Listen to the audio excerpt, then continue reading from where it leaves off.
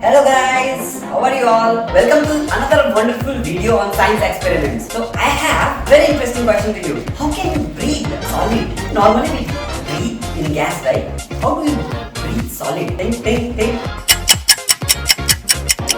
So let me show you how you can breathe in liquid. Ta-da! Yeah, I breathe in liquid. But wasn't it easy? What was your answer? So what we have here inside? We have a liquid, right? And when I spray it comes out as a gas. And that's how I am able to inhale gas. So let me show you how we can make a solid directly into a gas. I have a camphor, matchbox, and a candle, and I have a plate, right? And the setup I have. So let's make this experiment. You will see how I light the candle.